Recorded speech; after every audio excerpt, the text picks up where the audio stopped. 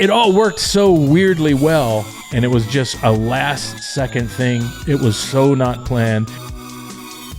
We are back for Tales from the Attitude Era. I am your host, Rob Pasbani, joined as always by former WWE head writer Tommy Blacha. I have to think about that one for a second. I was like, wait, how am I saying it? What is it? What is it? But I think I got Pressure's on. We're live, pal.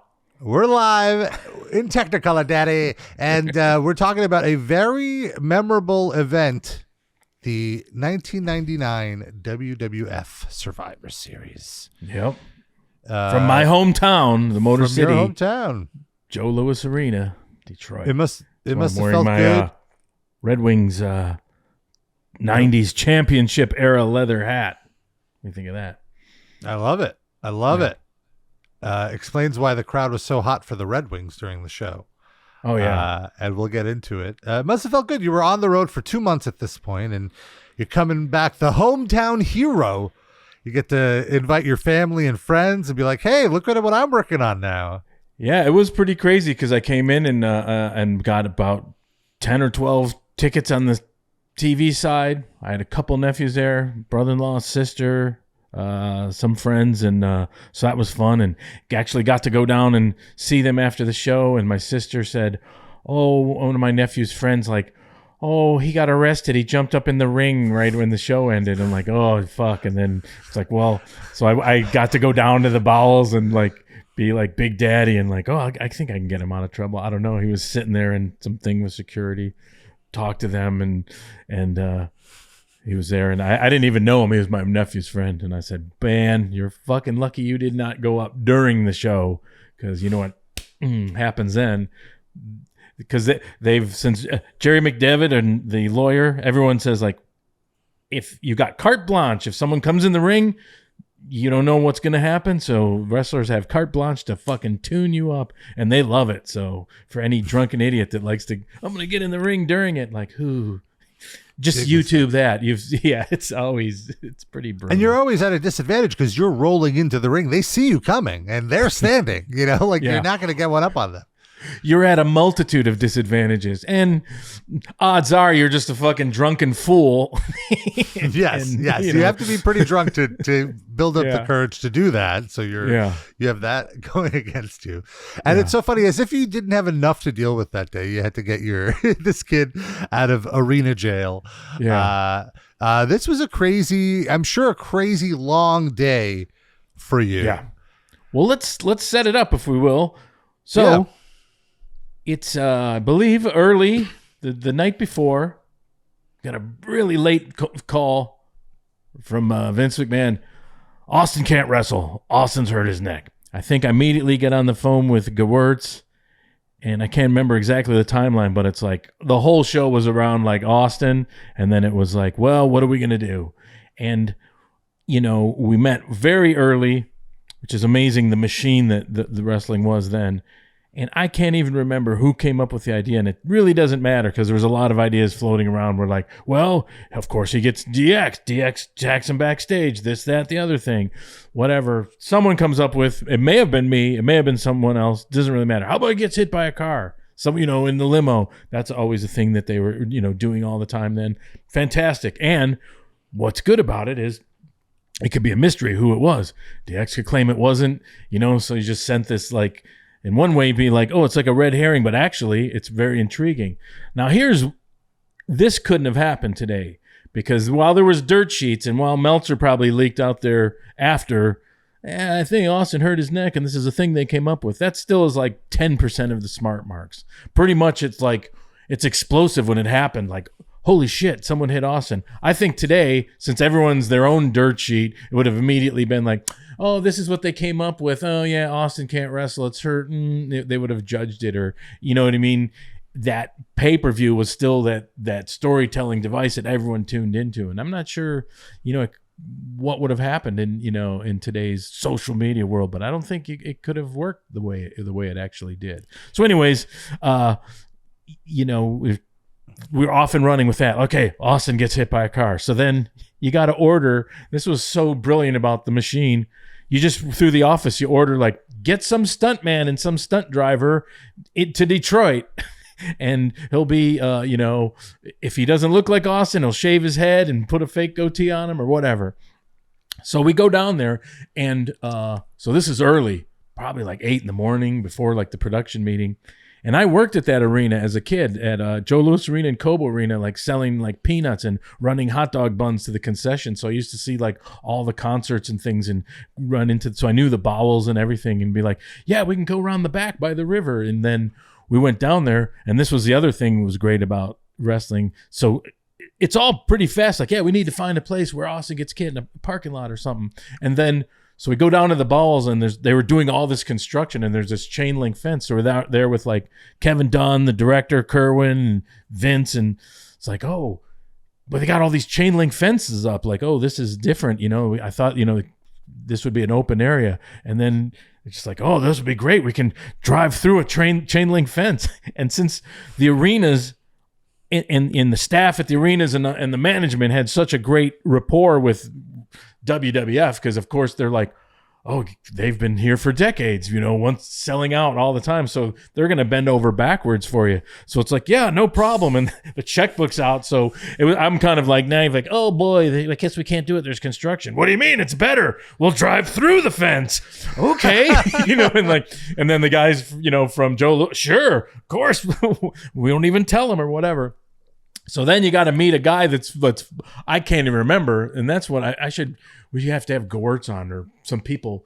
That was so amazing. You're always like, get a stuntman and a driver. Then later you meet a guy. You don't know how he fucking came about. You don't know who contacted with him, but he's like shaving his head, being like, well, yeah, we got to do this soon because we got to get the tape to the truck. And then pretend it's live. So, you're doing all this shit. Well, the production meeting's like delayed a little. It's going to happen. So this guy's like, whoa, is there going to be a crash pad? Is it going to be just like, where's the camera going to be set up? And I remember telling him like, yeah, just got to do it right here, dude. If you don't do it, I'm going to put some pillows in a flannel shirt and put a fake goatee on and I'll do it, jokingly. And Vince goes, there, it's set. You do it. And I'm like, oh, fuck. I didn't mean that. But it worked out. And in fact, not only did it work out, when you look at it, fucking Orson Welles would be proud. It's one shot where Austin's out there looking. The cinematography is incredible, yeah. It's incredible. They kind of like made it look, it was dark down there. They made it a little darker. It's fucking flawless because you're kind of sweating like, oh God, if they do this once and it's shitty. And dude, it's one shot. Austin goes to the side, guy gets hit, boom, camera pulls out, Austin's laying there, car goes, one take, got it, boom, to the truck. I'm like, holy fuck, that was fucking incredible. Then you watch it and you're like, that's a big long shot with no editing. It's like, and then the clunkiness kind of the last minute to the production meeting, like, okay, now here's a new storyline. Austin's hit by a car.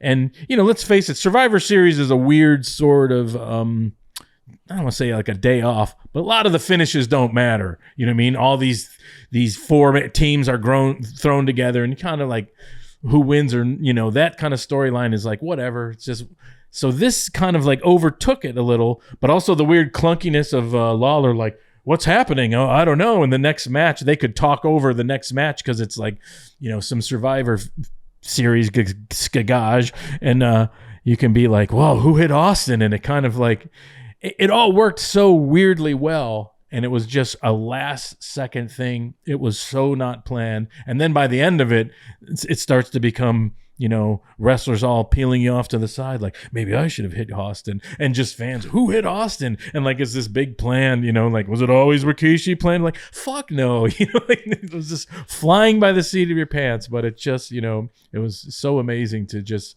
see how that whole thing, but what an incredible night for me to go back and see my family and got to see them. Hi, got to go do all this shit at the end of the show, get my nephew's friend out. And then the cherry on top, we're leaving in the limo with Vince, Weber, and who do I see like right in the traffic jam leaving out is my fucking family in their fucking car, nephews and my brother-in-law driving, and I'm like, hey, that's my family.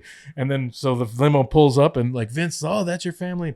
Roll, and you can't see in the limo, rolls the limo down and goes, what the hell are you doing? He starts yelling at him and they're like, hey, it's Vince McMahon. And then I'm like, hey, and it was fucking just, a really personal apex wonderful evening for me. So funny. I thought. Okay, bye everybody. That's the show, folks.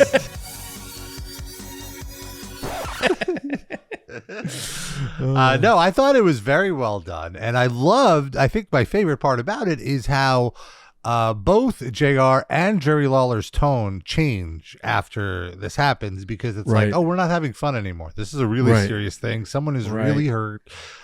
This has gone too far. And with JR, it's like, this is his best friend, on camera best friend or whatever. Right. And so I really like it. And you're right. It definitely gave the announcers something to discuss, a narrative to weave throughout the entire show, even when there's something, like a transition going on in the other match where you don't necessarily have to call what's going on in the ring.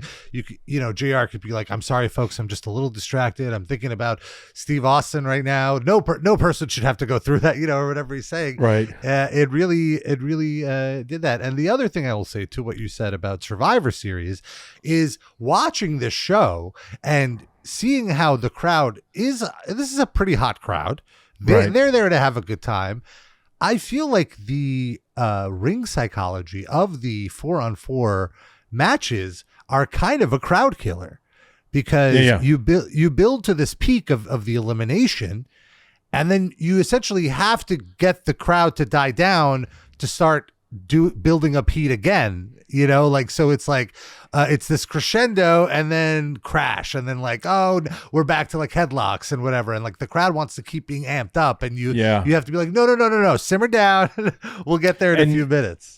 And part of it is just the nature of Survivor Series. In my opinion, the old Survivor Series was like, oh God, you're getting to see these teams, go up against each other. Wouldn't team up against together, to work together. Yeah. Certainly, there's that, and also in the old school sort of babyface heel of that version was always like, oh, we're going to see the heels get it, and we're going to root for the baby faces. So that was baked in. So no matter what, you could always see that, that was a big crowd pleaser element. Now we get into these more complicated storylines that have to be paused for Survivor Series, which are like, oh, we're throwing these people together, and we're in the age of the tweener, and all this, so it's a little clunky. You're right, it is a bit of a crowd killer. So you're like, oh, I get to see all the people, might get to see some moves, but it is hard to implement a lot of psychology where, like I said, the old Survivor Series was like baby faces, heels are going to get theirs, and that's pretty much, you're halfway there.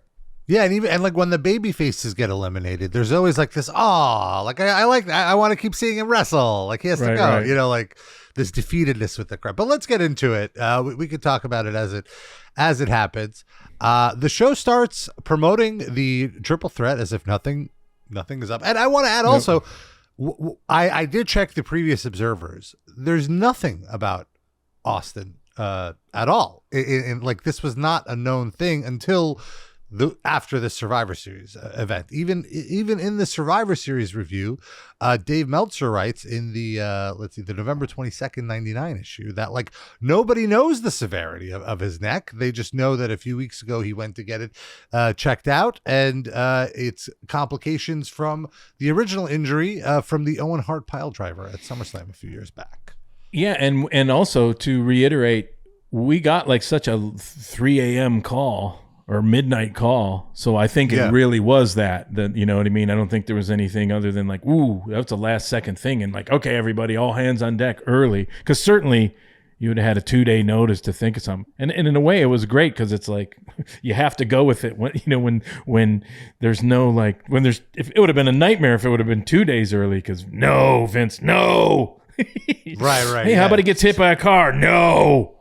Then we got 45 minutes. Oh, great idea, so there's always that. Yeah, right. There's no time to knock ideas down. But there had to have been some hint of it, because as we've been talking through these reviews, his physical movement has been very limited on the previous few shows. On the last show, he didn't even he did a chair shot to somebody else, but he never took a bump. He hasn't taken a bump in a week or two. So I guess you were just hoping for the best, basically. Get physical therapy or something.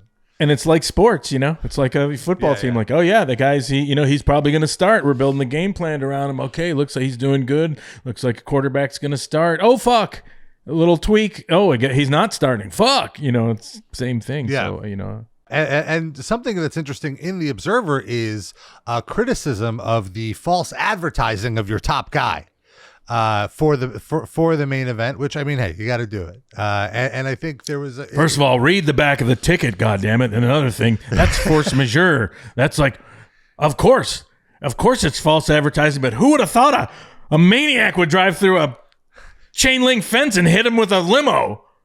How do you plan for that, Meltzer? The fuck?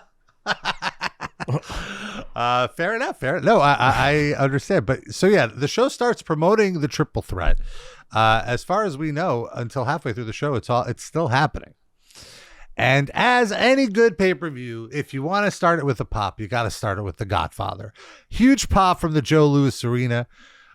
Detroit's finest ladies are out with The Godfather. Yep. And I really like the little bit that you have here because, Godfather comes out, he does his dance, he does his catchphrase, which everybody loves, and then the rest of his team comes out. And D'Lo comes out, also dressed as a pimp, to a great pop. And it's like, oh, this makes sense. And then you have the Headbangers also come out dressed as pimps, and that's like the cherry on top bit because there are these white guys pretending to be black guys. Yeah.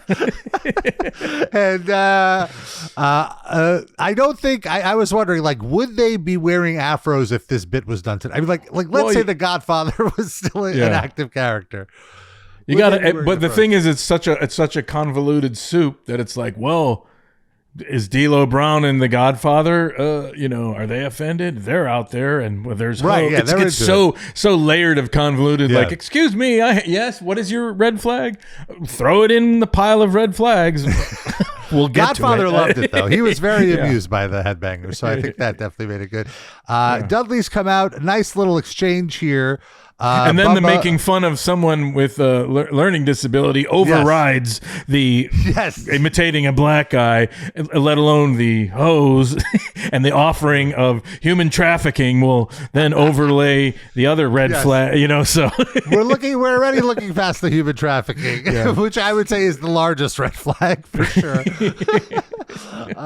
But Dudley's asked Godfather, "Aren't you going to offer us some Yeah, spit it out, some hose?" Yep. Huge boos. I love that the guy's like, "No, you don't deserve hose. You're bad guys." Yeah. And then even just like a wonderful shot of the hose, like, no, we don't want to do that. Like, And then Godfather, of course, goes, no way, or whatever you respond. No, slap, no. Yeah.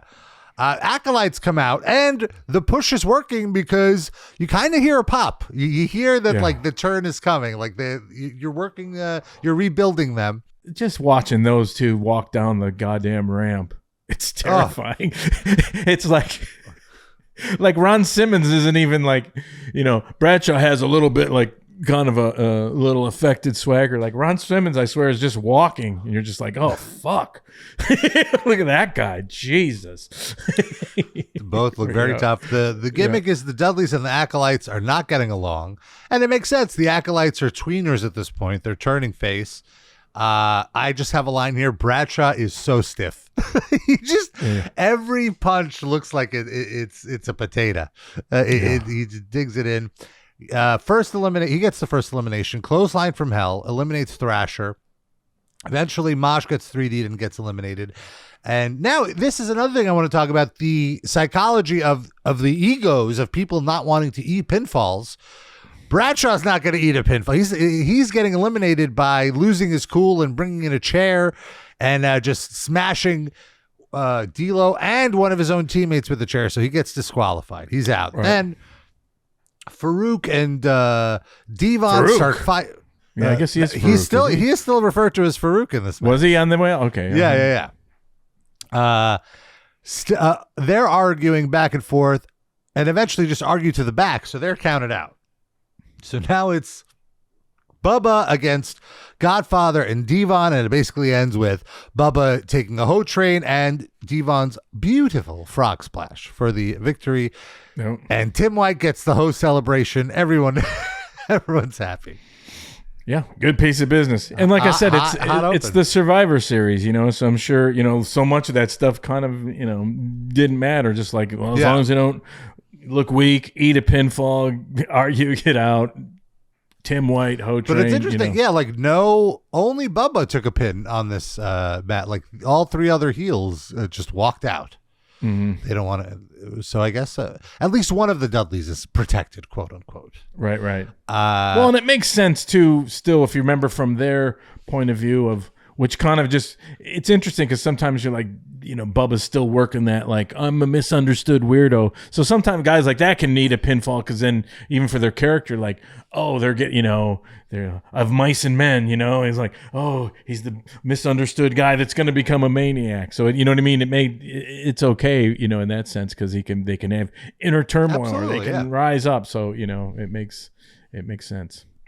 And for me, I feel like you could get your heat back from a pinfall in one match, like on the next match. Sure. I don't think it's that big of a deal unless it's so, decisive.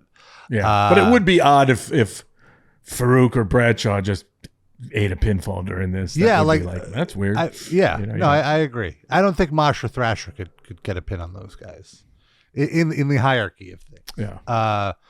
Kurt Angle, we have a promo and he comes out for his debut match. Fascinating to watch this because this is arguably one of the greatest pro wrestlers of all time, which is something he becomes very quickly.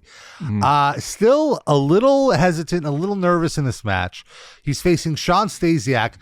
I'm not sure that Stasiak is the right first opponent for him, just because I don't think like Stasiak is like helping him necessarily. He's just kind of like a body there. It looked like Mike Chioda was kind of walking Kurt Angle through the match. Like at some points you would see Angle in a chin lock and Mike Chioda's just telling him what the next spot is or whatever and guiding him.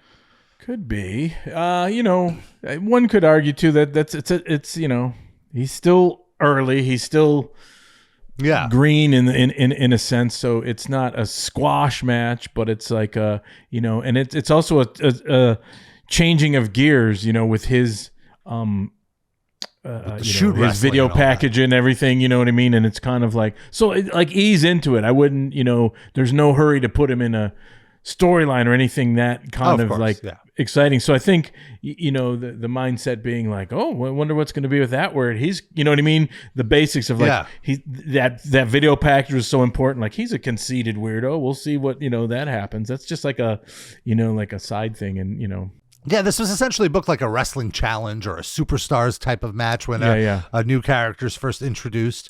And this is where we get first of all, they start the match with, shoot wrestling, Greco-Roman, catch as catch can, which gets boos from the crowd. Right. Get out of here with this wrestling. We're here for some wrestling. Yeah.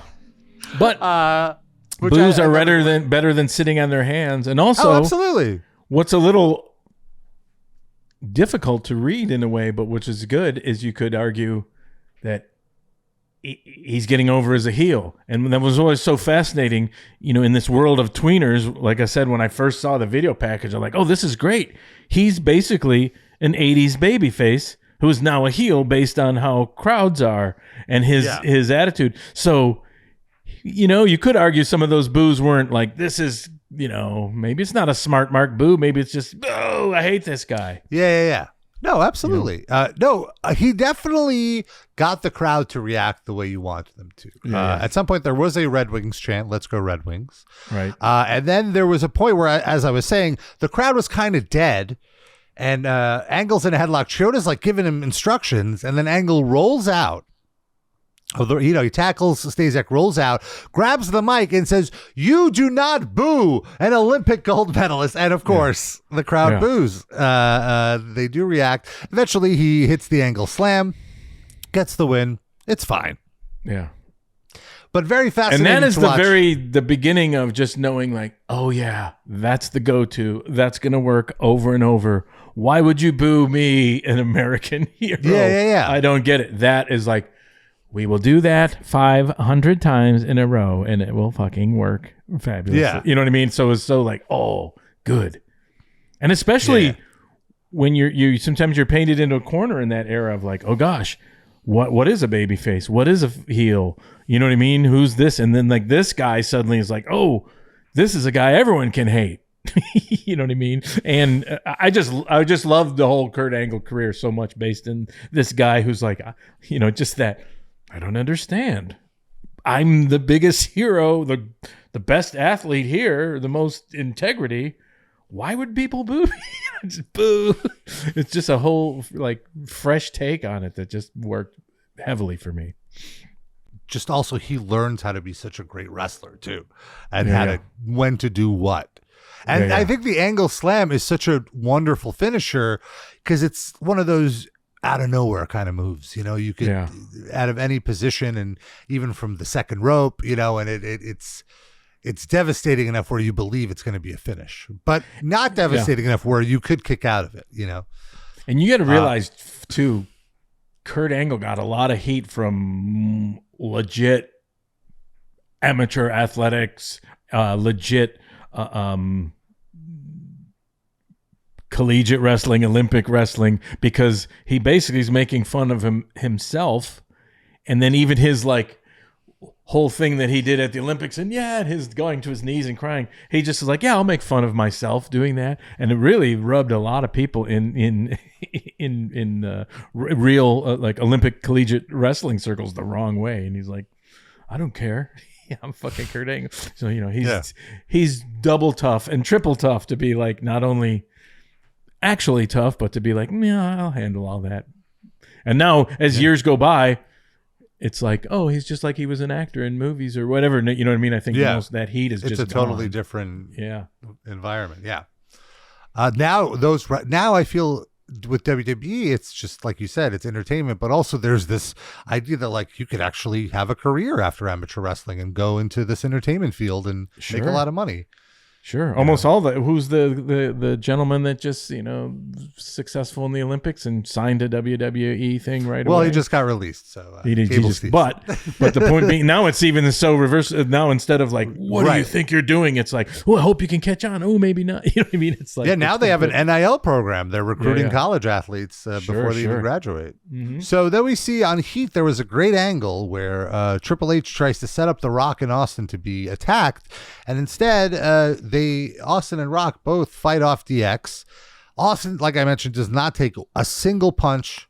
He's dishing out all the punishment to Triple H. Obviously, he's not even messing around here. Yeah. And in fact, if you watch it in retrospect, it really looks like, like they're kind of like, oh shit. You know what I mean? There's a tentative nature to it. They probably wouldn't have noticed that much, at the time, like, okay, that's, the camera, it's dark, whatever, maybe, but in retrospect, when you use like, oh yeah, he's really, gingerly. Yeah. Then we have another Survivor Series elimination match. Big hodgepodge of heels and faces on one team. You have the heel Val Venus, tweener Mark Henry, heel Gangrel, and I want to say face Steve Blackman against the absolutely heel British Bulldog and Mean Street Posse.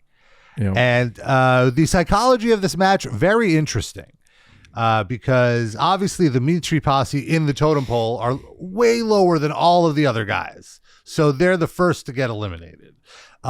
Steve Blackman gets an elimination on Pete Gas. In fact, that is their gimmick, being low on the totem pole, which was, I always tried to like think of, like, even with the 24/7 hardcore thing, you come up with like, this is a great way for people that, it's like the Job Squad or whatever. Like, let's shine a light on them being low on the totem pole. That's their gimmick. Blackman eliminates Pete Gas, and Lawler says, I think Pete's gassed. Gangrel looked awesome with his offense. He was always so innovative with this stuff. I forgot how cool he was at the time. And great gimmick for the moment. Vampires were so hot. Yeah. We had Buffy. We had a lot of stuff. So Gangrel just when he first came out, I was like, he's over. Great intro. It's over with me. And then like, can he do it? Oh, fuck yeah. So yeah. So he eliminates Rodney. Then we have Mark Henry and Joey Abs going at it. Joey Abs tries to do Mark Henry's kind of in the ropes thing, totally messes up. Mark Henry does it to him, destroys him, and eliminates him. So it's now Bulldog all alone against four guys, but Bulldog is the European champion. So he's not just going to like lose. He needs to get some heat. There is a crazy spot in here where Bulldog is shot into the ropes by Mark Henry, and Mark Henry chucks him up. And I don't think he really did it properly, because you're supposed to sort of like flip the person. But because Bulldog is such a veteran, he knew to turn, and like he could have landed on his neck, but he landed great enough where it was like on his shoulder, almost on his back. And it looked so good they had to do a replay. It did look, it was tremendous. Yeah. Eventually, Henry tags out. It's Gangrel and Bulldog. They end up on the top rope, and Bulldog lands a massive superplex on Gangrel. I cannot believe that Bulldog is doing superplexes when he has a documented terrible lower back right now. Like, you would think he would avoid these kind of spots, but it looked so cool. He got the pinfall. Gangrel is out. Later on, he gets a fisherman suplex, a perfect plex on Steve Blackman for an elimination. So he gets 2 eliminations on his own. He looks pretty strong. Respect. And then at some point, so now it's Bulldog and Val Venus fighting. And at one point, Lawler goes, Venus landed right on his Valboski. And JR asks, why didn't you go check on it? You're more concerned about it than anybody else. And Lawler goes, JR. Great night on commentary for the both of these guys. They were having so much fun. Lawler was having a great time. Like there really is an aspect to his style I feel that's missing in today's commentary. Like there needs to be that mildly hacky comedian. Mildly.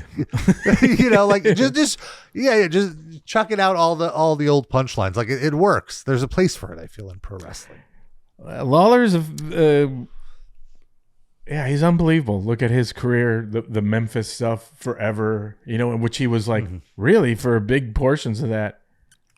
He never cracked a smile, even when he was over in King of Memphis, he'd do stuff, but and then he gets into this, and it's a good gig to be on commentary, and he's wearing the crown, and then suddenly he's like, oh, like he's just like, wow, is that the same guy? But and all he knows what he's doing. I guess he was a DJ before he was a wrestler, I guess too. So he's just from every aspect, Yeah, wow.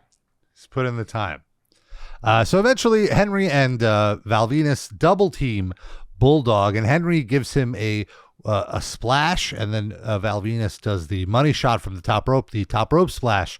So it's 2 finishers for Bulldog. Enough of an excuse for him to eat a clean pin, and where he doesn't look weak at all. No, so very interesting. Got 2 pins, yeah. Very interesting psychology here in this match on how to make these guys look strong while having to do essentially 6 eliminations, 6 pinfalls.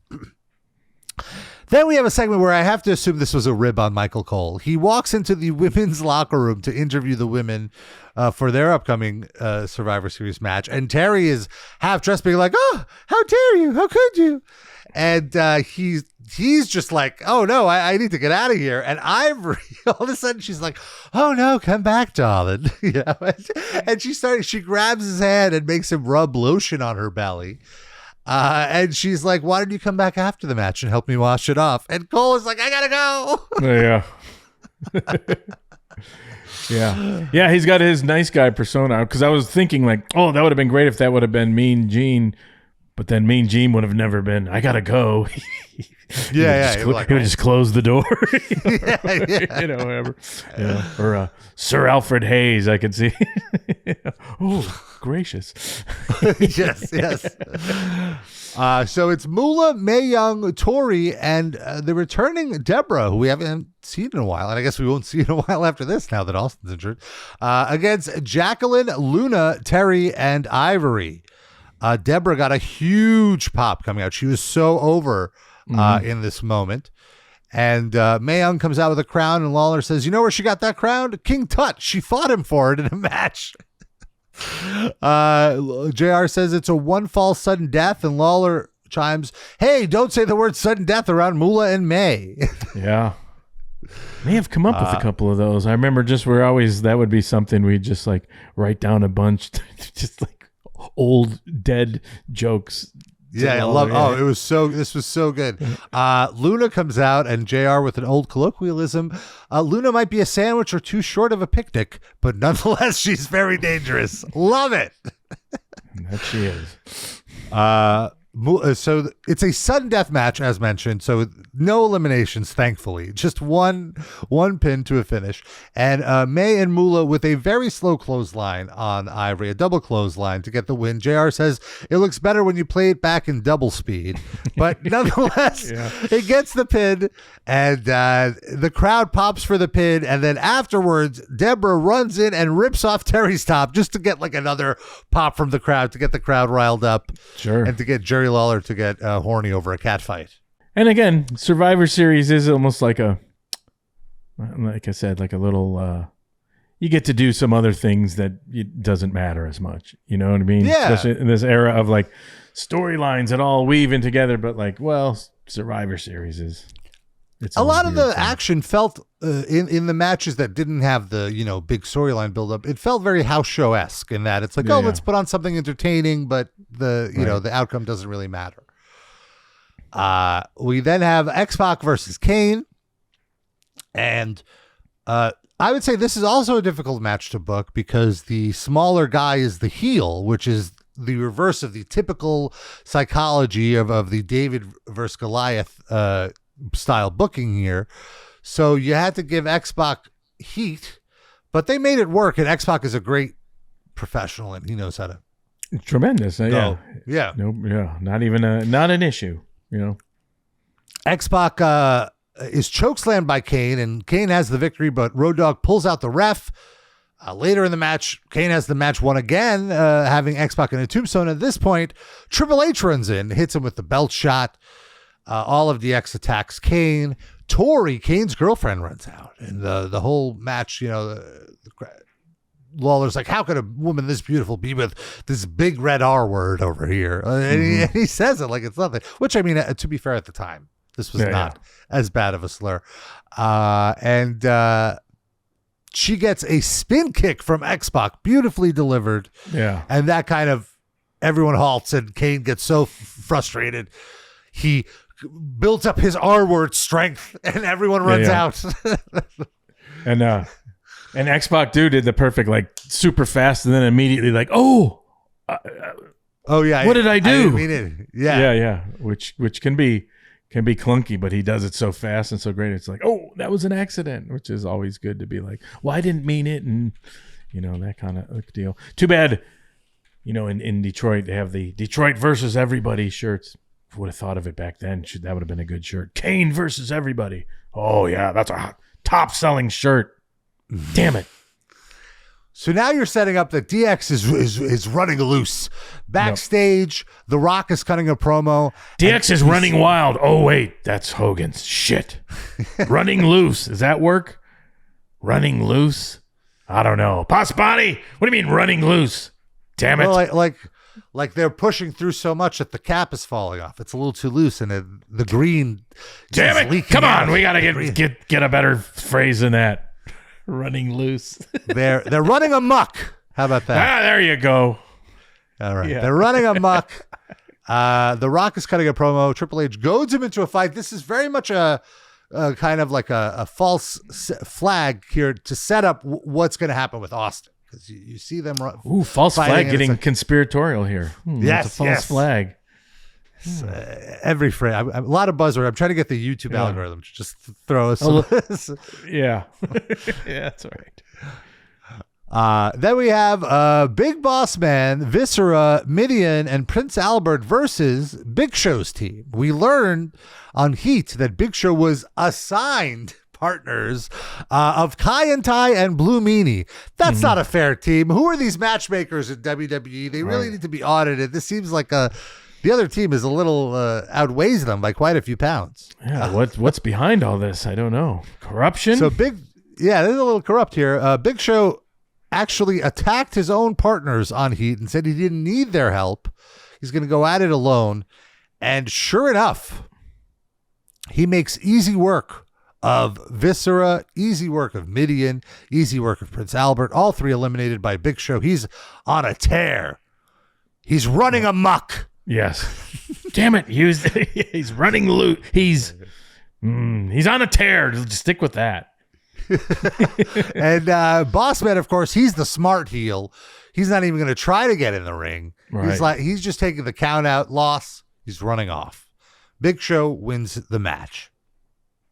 Now we have Triple H goading Austin. This is the big scene where Triple H goads Austin just like he goaded The Rock. Austin's suddenly in the garage. And then we have the scene with the car breaking through the fence. And when the car breaks through the fence, the camera pans so you don't see Austin. Perfect for the stunt double to walk in. The car runs over the stunt double. Camera pans to follow the car so Austin can switch places with the stunt double. And then you just see Austin on the ground and all in one shot. Not since Orson Welles' Touch of Evil has a shot been that perfect for, no edit. Incredible. And yeah, this was great. JR is doing some great dramatic work here, saying Steve Austin got hit with a car. You stay on this for a really long time, which I really like. You don't just cut to the next match. Right. This is a serious moment, and it deserves the full gravity, the full weight of the entire production to be halted. And Austin's not moving. All of a sudden, you have McMahon out there. McMahon is losing it. He's going. He's asking the head of security, "Where were you?" And Jim Dodson's like, "I was outside. I was in the audience. I wasn't here. I don't know. I don't know what happened." And what's great, as I swear, there's not even 10 seconds of internal camera video footage on the floor. It's like it was just done. Just like one take, and then Austin, "Where were you?" It was so natural. I remember people like off to the side, like looking like, "What the fuck happened?" Like a car just did it, because there was no like, okay, you're gonna come through the chain link fence. Wasn't like even the stunt guys going, this isn't like a movie where like, okay, we got our walkie-talkies. Okay, over there, we're going to shoot. Okay, clear that, clear all. Fucking none of that. It's just like, all right, drive through the fence. There's, security from Joe Louis Arena. Like, what the fuck is going on? There's a camera. McMahon yelling, okay, we got it. It's just like, you can't, that era of just like, I would be just amazed, like, just fucking did it. Just documented something. Okay. It was spectacular. It was great. JR even left the announce booth to go check on Austin. That's how serious this was. You see Triple H and DX finally show up, and McMahon is apoplectic, like, "Oh, why did you do? What did you do?" And right. Triple H said, "Look, I swear I had nothing to do with this. This wasn't me." And finally, we come back to Lawler in the arena. No puppy jokes. No hee-haw. It's a very serious Jerry Lawler taking on the play-by-play role of we're going to send you updates and we'll have to continue the show for now, and JR will be back. But our best goes to Austin. And also the crowd so behind Austin that at one point they do the clapping to try to cheer to root for him to get up. It was crazy, because that was like a concern, like, "Ooh, are they gonna fucking shit on Austin's absence?" But they really fucking like were like, "Oh," it was almost like I was there when Austin got hit by the car, even though they just saw it on the video screen. You know what I mean? Still that really weirdly worked, and that was a concern. Like, "Ooh, are they gonna be like, whoa, what the fuck, bullshit? And we'd have wanted to see Austin, and we can't." But it came across not like that. It was like, I'm glad you mentioned this, because this is a point I wanted to bring up, that what's kind of lost in all of this, because it's such a great angle, is you have just lost your top draw for at least a year. Your top guy is gone. The biggest pop on the show is not going to be on the show for 1 year. And this is like DEFCON 4, Yeah. Well, that's another thing. What was great about the Attitude Era was the roster was so huge. And sometimes you're like, shit, if we got fucking Rock and we got Austin, Big Show, and then, Undertaker's hurt, there's something to be said about guys going away and coming back. because that's always a thing that's like, oh my God, they're back. And sometimes when you have just a roster that's the same for a bit, you're like, okay, how do we do that? I mean, I think a lot of when WCW and WWF guys were going back and forth, they would always benefit from that. Guys being like, totally agree. Whatever. Scott Hall, reinvents himself, and it's like they get reinvigorated. So in a way, you can use that to your advantage of like, well, remember, someone who we're not talking about or keeping alive in a bit who's hurt is going to come back. Same like in sports, like, well, fucking Aaron Rodgers, look at, that was like, he's gone, but now he's back. And, the shitty Achilles, in a way, there's something good. They're on ice, so they can be like an impending doom or something that's, always there, that's consistent, instead of like when they're always performing, it's like, ooh, we're exhausting shit, if that made any sense. Absolutely makes sense, and I totally agree. And it does speak to the depth of the roster that you could very much hide it. There's plenty of top guys around, and there's guys, just under the top of the card that you could bring back in, like Mick Foley and Mankind, who's kind of right. Not like demoted, but sort of cooled off a little bit, just since you're focusing kind of in a holding pattern, if you will. Holding pattern, bit. yes. Yeah. That's a much better way to explain it. Yeah, like you have plenty of talent available, but still it is crazy to me. Like, this is your top merch seller, this is your top business draw, and he's gone. But you can recover from it, but this is like, it really speaks to how forward moving everything is, that there's no time to mourn this, it's just got to keep moving.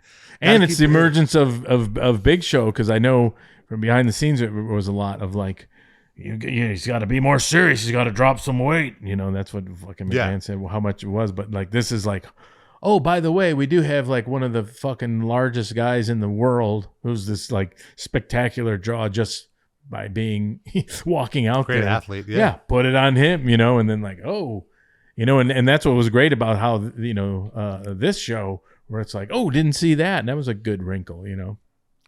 I do. Well, let's talk about that now then. So how did you guys, do you remember deciding on filling that role with Big Show? I'm assuming it's in one of those early morning meetings where you had to decide what to do with Austin. How was the decision made to go with Big Show? I think it was really just, you got to understand everything's at play. What would it be like if Big Show had the title? What would it be like if, there was an internal problem with DX, and what about, put it on Billy Gunn or this, what I mean? All these angles are always being talked about. So it's, there's always a misnomer that it's like, hey, what about this? Oh my God. So that was Big Show with the title was always at play and always talked about because he was so huge and unstoppable. And in fact, a lot of it, like if you think of like Andre the Giant was always such a big draw, but they really were judicious in how they doled him out, because it's like, man, he's so big and so unstoppable. If they put the title on him and put him on TV a lot, they would just tour him and be very judicious on how much they put him out there. And that was the same with like Big Show. A lot of like, well, of course he's so big. And even, the boss man angle was like, well, how can we get him emotional? And how can we get him, kind of diverted so he never looks, weak? Because he's always like, well, if that guy turns it on, he can always, be the champ, if you will. So it was just like, this was a little void that came up, and it was like, yeah, it's time. Let's do that. You know what I mean? So ultimately, I think it came out of Vince being like, well, we can do that. And remember, like, you're not supposed to be a mark for the title, and the title was kind of like, yeah, why not? It was kind of like, and I feel like with Vince, whenever there's a substitution like this, he always likes to do a title change to kind of like, that's the story now that there's a new champ, change it up a little because of and it makes sense psychologically because Triple H didn't have time to prepare for Big Show. He didn't know he was going to be in the match. So Okay, yeah, that's interesting, and I feel like Big Show was prime for a world title. I feel that's exactly what I was going to say. Yeah, he's prime for it, and also if you think about it, it makes sense. If you would have potentially just made it, Triple H's night, even though it was like, it's a Survivor Series, people would have been like, oh, that was weird, and especially when like you're talking about, it was important to have DX believed when they said, hey, this wasn't us. So even, in in those moments, instead of just, which if you were to follow some logic, you could have said, bullshit, of course it was you. You're liars. We were not going to believe you. Instead, it was like, you don't have anything to do with this? No. You kind of wanted to make the audience believe that. And then, so that was like talked about how Shane and Vince said, like, so you guys really didn't do that. No, I mean, we'll do shit, but we won't do that. That's too crazy to keep that mystery alive. So then if Triple H would have won, it would have been his night. It'd have been like, oh, but it just would have been weird. It would have been like, oh, so you didn't hit him and we believe you, but yet you came out of this smelling like a rose or whatever. You know what I mean? It just kind of like fit in a good way to be like that's a great point too. Yeah, he had to lose to make it believable that he wasn't involved as well. I didn't consider that. Yeah, and I do remember a dumb rumor at the time of Big Show signing to WWE was that there was some clause in his contract that he had to win the world title in the first year. Now I imagine that Vince McMahon would never agree to a contract like that. That seems silly. But what I can see happening is that his salary was such where he basically had to be in the world title picture because they were paying him too much not to be. They were paying him top guy money. Yeah, I don't know. I don't buy any of that. You don't buy any of that? Well, no, I think the size of your contract sort of determines where on the card you are in some aspects. It can. It certainly should, but also it's Vince also is like if you're shitting the bed and he turns on you, it doesn't matter. You know what I mean? Right. So that's why I think he would have never agreed to that. And it is like sports, like football or someone has a big contract, they're going to get played, but also it's like, you might have a coach that's like Belichick to be like, fuck it, I'm benching him and I'm playing the fucking UDFA because this guy, whatever. So shit like that does happen. But at the same time, I don't know how much, you could argue like, is he the champ? Is the face? When is he going to lose the title? When he went through his program with the Boss Man, he's earning his money there. It's huge. You know what I mean? The title isn't exactly the be all end all of the entertainment exactly. So, but I tend to think even then, like, salaries didn't matter as much as you'd think, really. It's more about when their time in contract and what have you, and that they got them. Because at the same time, you got to understand sometimes that's the trickiness of someone getting a salary might be part of it is like, he's not going somewhere else, Mm-hmm. So Vince would even pay people, I'm sure, sometimes just to even bury them. You know what I mean? There's been things like that to be like, you're not, so I don't think it's necessarily that true. Then we have, but certainly not the. I really doubt the championship thing, and especially where he was in his thing. I really doubt that. Yeah, I agree. I think it's a rumor that I believed when I was 15, but now as an adult, it just doesn't add up. We have China versus Chris Jericho. I thought this match was a big test for Jericho. He's kind of like, he's exactly what you're saying, where McMahon was like, no, I don't want to give him a push. I don't I'm not won over yet. And he kind of got demoted a little bit, and he's climbing his way back up the card. And I've read during this era that like a lot of the guys found it very hard to work with China. They like their ego was hit to have to, take punches and stuff and sell for a girl. Right. And I think Jericho did an incredible job.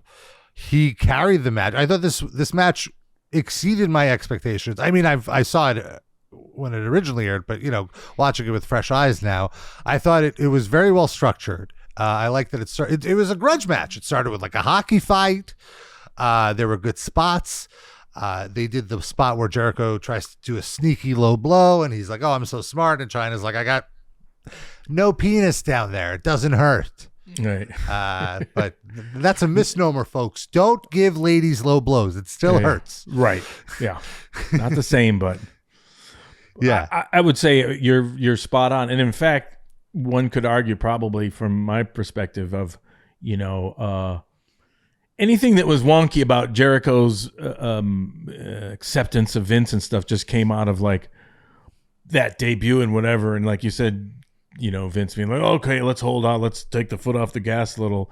But this whole angle with China just proved to everyone, a lot of people, I think that like not only does he have a great in-ring ethic and whatever, a great mind for the business, and you got to remember, especially for Vince, like the whole China thing is like she was so over, and she was like a big thing, that was like women and bringing women in and on, and like what a big huge controversial thing, which is like perfect.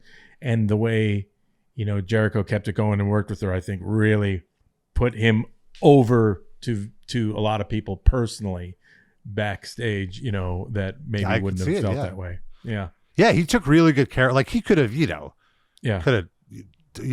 what's the term? Sandbagged her, and like not made her offense look bad. Yeah. But he didn't. It looked very even. And there was really good callbacks. At one point, China does a beautiful Hurricane Rana. Oh, this happened right after the low blow no sell. She no sells and jumps on top of him and does a Hurricane Rana or perhaps a head scissors. But I think you can give it the Hurricane Rana. Sure. JR at some point goes, I can't focus. I'm still worried about Steve Austin. I hope he's okay, which I thought was great. And then at some point, we're at the end of the match, the third act. China gets in position for a pedigree. Huge pop for this. And 1, 2, kick out. Huge pop for the kick out. Now the crowd is invested. They want to see a title change. They want to see something. And China goes for another Hurricane Rana. And this time Jericho blocks it and turns it into a Walls of Jericho, which the sneakiness of it, when the crowd figured out, even bigger pop. They have the crowd right where they want them. And the crowd was like desperate for a title change at this point, to the point where when Chyna's crawling to the ropes, they're booing. And when Jericho pulls her away, they're cheering because they want to see the title change. That's the ultimate pop for them. Crowd is a little bummed when Chyna gets to the ropes.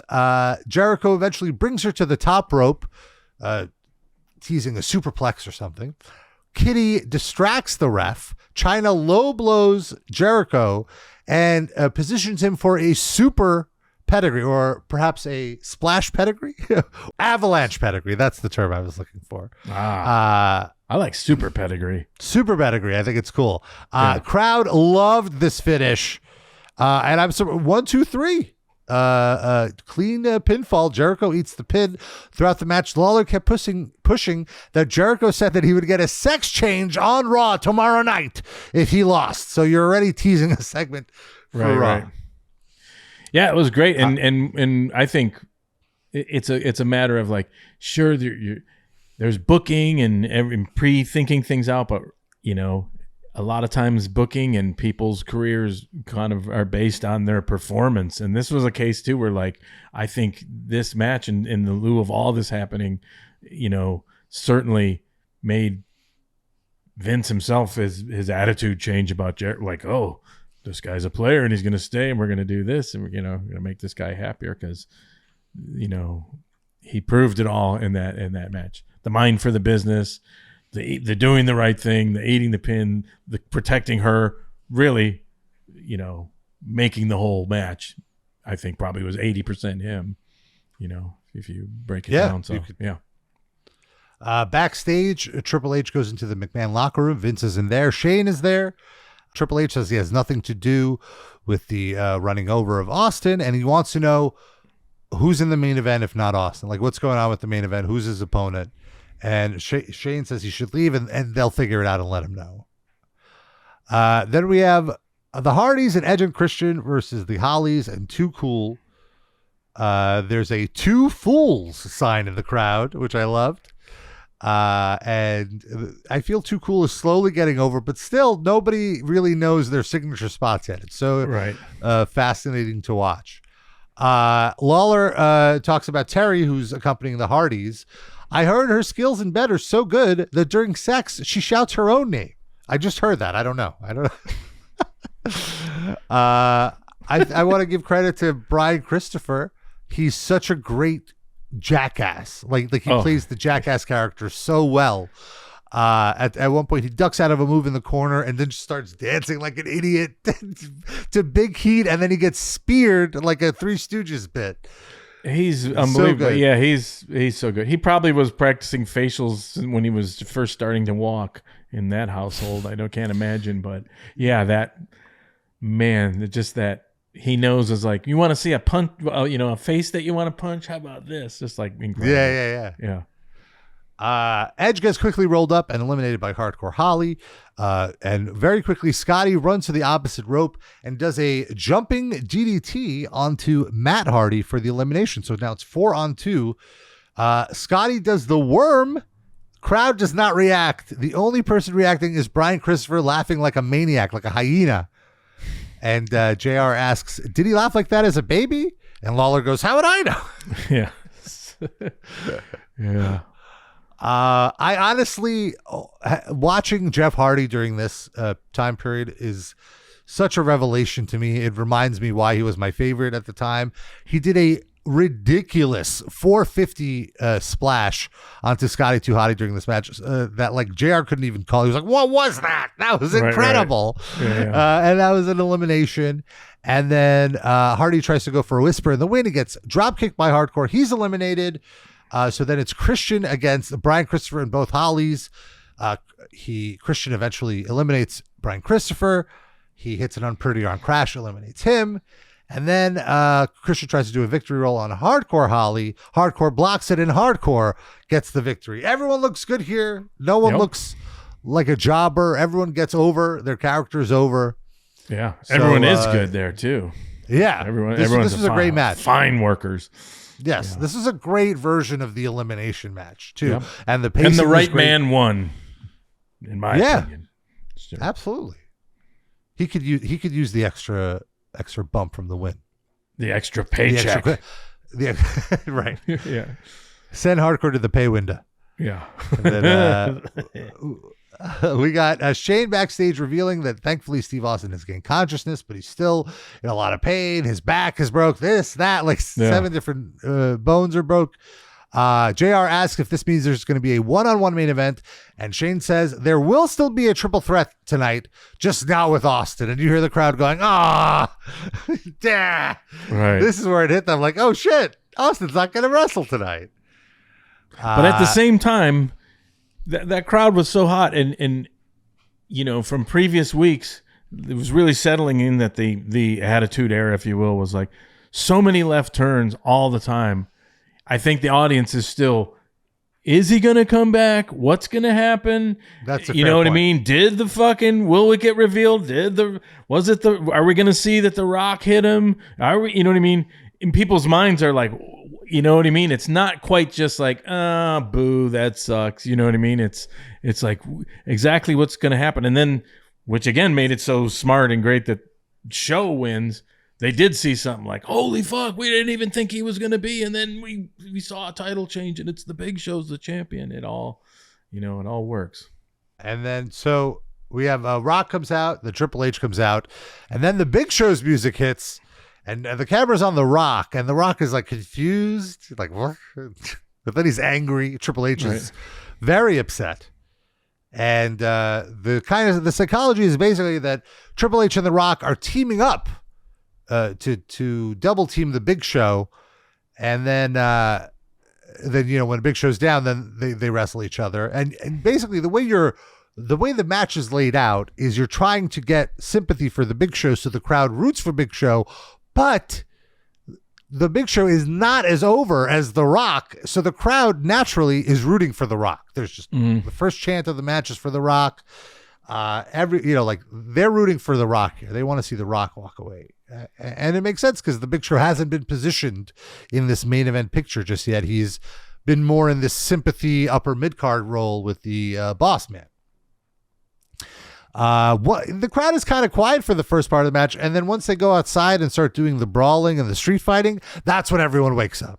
Mm-hmm. Everyone loves this. There's a huge double suplex onto the Spanish announce table. Big Show gets dumped by both Triple H and The Rock. Beautiful spot. Forgot about the cliche of the Spanish announce table being destroyed every pay-per-view. Yeah. I love it.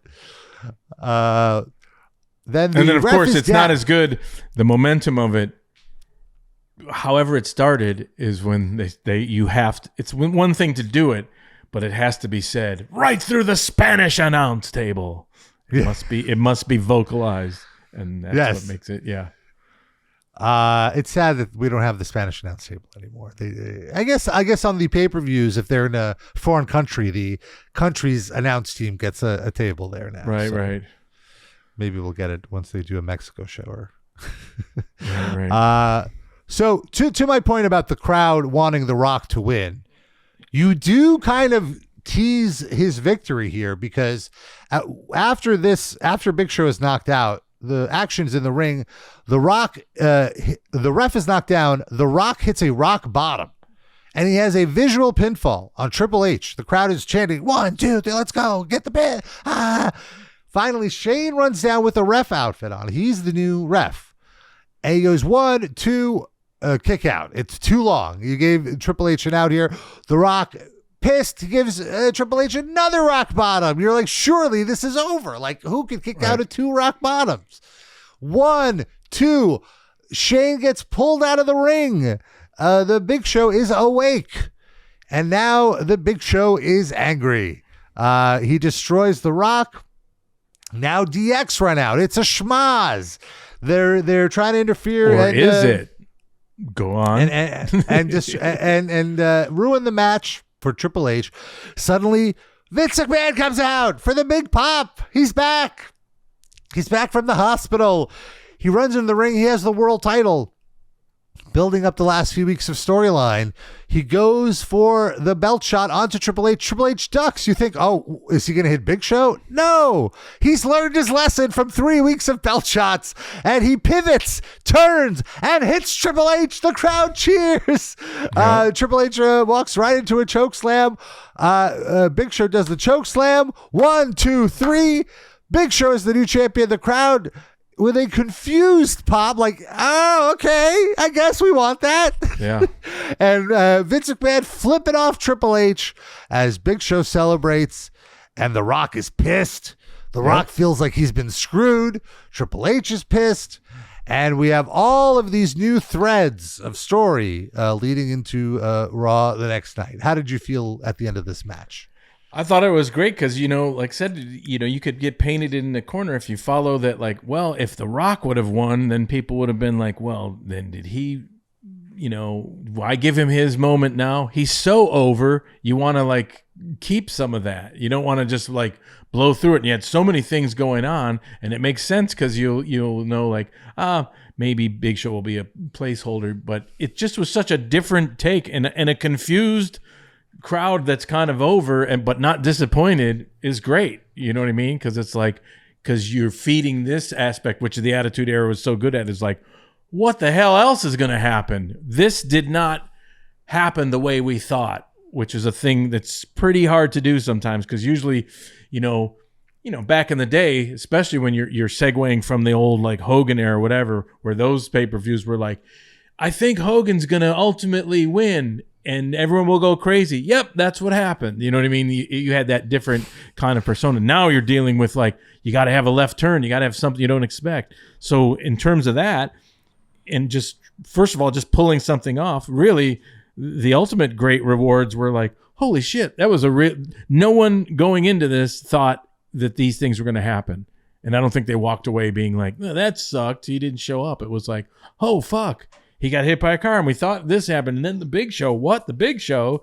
You never would have thought that. So making a chicken salad out of chicken shit. And it was a predicament, that you had to do some on the fly creative problem solving. And I thought it was a great pay-per-view, and probably my favorite weekend working there, considering my being in the arena I used to work at and all that, and my family and all this stuff. It was like just an exhausting, wonderful, time. It was perfect. Yeah. And to your point, like, getting dealt that blow that weekend, I think you guys did a great job. And also you had so much smoke and mirrors that you didn't allow the audience to process, again, that you're losing the top guy in the promotion. Yeah. But I do remember like I was rooting for Big Show as a character, and I liked Big Show, but even still, I felt like, I don't know about this. Like I wasn't 100% sold at the time. But to be fair, I don't think WWE was 100% sold on it, because it's not like he held the title for too long. Yeah. And which is fine. Yeah. And all that's fine. You just needed to get out of that night. Yeah. And as long as you have people being like, it's the difference of like, shitting on the product, going like, oh, I don't know if they pull this off. You're allowed to be like, well, I don't know if he's the champion I think he's going to be, or I don't know. We'll see what happens to him. It's almost like when Aaron Rodgers got hurt. For Jets fans, it sucked, and it was like the air got let out of everything. But really, for the TV audience, a lot of people enjoyed it. Like, I hate the Jets. And the storyline kept going. In fact, Aaron Rodgers is in the storyline more than ever, and he hasn't played. So you can kind of look at that of like, just because someone's out, it's not exactly like, ooh, what's the storyline still alive? The storyline's intriguing. Even though he is going to be shelved, it's not just like, oh, our starting quarterback is gone and now we suck. You know what I mean? It's like it's a little different than that, if that makes sense. Yeah. And again, like I said, the roster's so unbelievable. It's plenty of time for people to like, step up, Goodness gracious. Now it's absolutely the moment. Now there's a big reshuffling. There's a big spot open. Yep. And so anybody can take it. You got The Rock, you got an emerging Jericho, and you got, at any given moment, sometimes you got Kane, his possible emergence, and you got The Undertaker coming out of there, You got Tess, so it's like... I'm curious, so there was no direction before this. Like, if Austin wasn't injured, did you have a layout for the winner of this match before the pay-per-view? Like, when do you decide who wins? I can't remember that. Yeah. I don't know. Yeah, and then those things are always fluid too, really, because that's, and then that's part of the ethos is like, you're not a mark for the belt. It can be, you know what I mean? And yeah, of course. Most especially, I feel like in this moment, like a title change could happen week to week. There was nothing precious about the titles. Yeah, that's true. Especially because you got these like these top weirdos, And in a way, there's always the other thing that's like a lot of times it's like why Dusty Rhodes hardly ever held the belt. It's like I'd rather be chasing it. Some guys are better chasing it. Maybe The Rock's better chasing it because he's so great. Like, whoa, like me want to, I have this whole huge apparatus constantly fucking him and he's on his way, you know what I mean? So there's so many ways to look at like the title and what it means in that respect. So yeah, it's all fluid. Well, we're going to be working on it in our next week's episode. It's a fantastic episode because the whole episode has this theme of who done it, and it wraps around all the show. So it's going to be very fun to watch. And that's what was so fun and amazing about weird times like this, where like, oh, there's this weird problem solving. This thing happened, and then like, shit, the next day you got to come up with shit on the fly. But at the same time, it's like you don't want to say it writes itself, but it's like, oh, what is your storylines, your themes, where you just follow things more logically? You know what I mean? Like, of course, what do you need to answer? Who did it? Why? Is it, and everyone pointing suspicion. And, so it's kind of like fun to be like, oh, we got these, these live events in a way. You just, it's almost like you're producing sports. If you had a football game with all this shit happen, like, oh, well, what do we talk about tomorrow? Whoa, what the fuck happened? You know what I mean? And how do we follow it through? So it makes, the booking a little easier in that sense, at least you have, things you're doing, things to work on, as opposed to like, well, what do we do now? How do we get everyone hot now? Everything's and you have a lot of exciting television coming up too. You have the Triple H, the Stephanie and Test wedding in a week. And you have the eventual crowning of the world champion Vince McMahon. So we have plenty of fun angles to get us through, and we hope you join us on the journey. Of course, we'd love your feedback. Please shoot us an email. Please. Yes. Don't beg, Pasbani. TFTattitudeera@gmail.com. And that's the email address. You can email us anytime, any questions. I think we're building up some questions to do a Q&A episode very soon. That should be very fun. Yes. And also follow us on social media. We post almost every day. TFT Attitude Era on Instagram, Twitter, on TikTok, on Facebook. And until next time, we're out of here, folks.